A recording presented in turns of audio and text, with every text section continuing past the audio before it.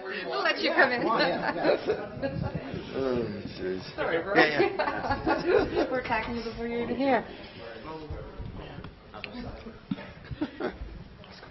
So not quite successful tonight, but a decent showing for a first try. How do you feel?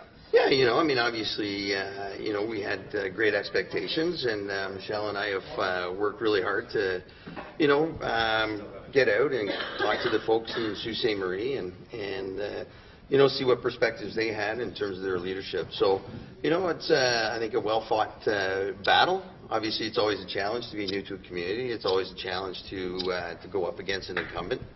But these conversations that we've had throughout the community have been fantastic. We've been able to connect with the community, and we'll continue to strive and work for a better Sault Ste. Marie.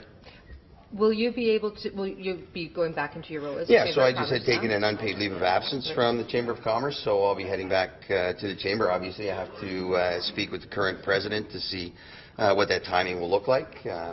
Tomorrow I have to go pick up signs, and then we'll just go from there. Will you be able to work with Kristian Provenzano in your role as Chamber? Well, certainly. We're adults, and the battle was respectful. Yes, we have different views and different opinions and different styles of leadership. But ultimately, when you take a look at it, Sault Ste. Marie is first. And we just continue to advocate for the business community now as I go back to the role as CEO. And the expectation is that, of course, with all levels of government and as a nonpartisan organization, our interests are at the interests of what is best for Sault Ste. Marie. Will you push that medium and light industrial tax? And council needs to look at that sooner than later.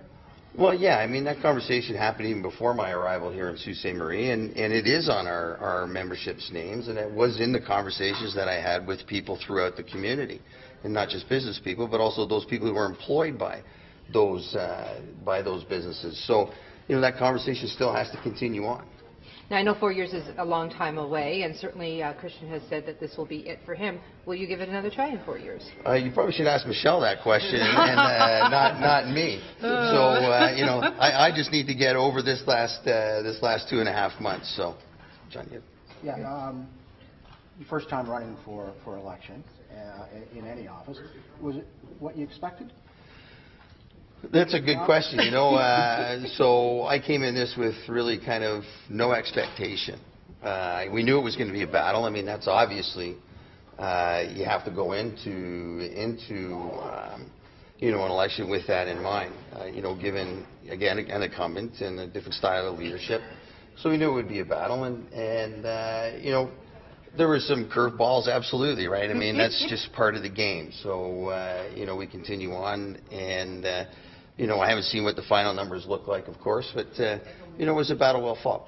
Your game plan, did it work out the way you wanted it to?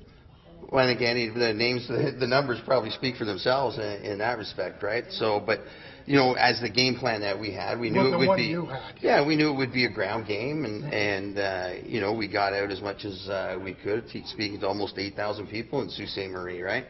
But that's 8,000 and 55,000 voters. So, the game plan, would I change it? No, I think I would continue to do that. And even if I was on the right side of that number, I would be making sure that I'm talking to the citizens of Sault Ste. Marie as a leader. I think you have a responsibility to communicate to your citizens. So the information that you received from those 8,000 people over the last 8-10 weeks, whatever, obviously you can take some of that back and use that in your role with the Chamber of Commerce. What message did they send you loud and clear that you can use best in your role as Chamber of Commerce? Well, I think, overall Sault Ste. Marie really just wants to be better. It's, a pretty simple and a pretty basic fundamental, and we all have to work together.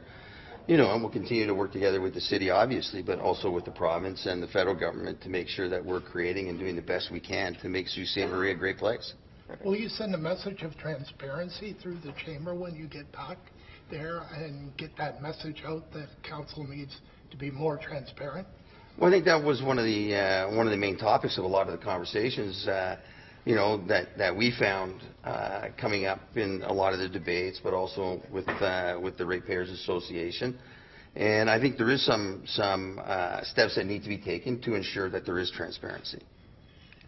Great. Thank you. All right. Rory. Thanks, Rory. Thanks, folks. Rory. All right. Yo. When are you back on the job? That is a good question. I'm not too sure. I'll have to talk to the president about the timing with that. So, I mean, obviously we have a lot of things to wrap up from the campaign itself. So, you know, if I were to take a guess, probably next Monday. We'll see you again. Yeah. Take care. Good job, buddy. It was a good fight. Yeah. Always a good fight. Speaking of good fights. Yeah. It is what it is, right?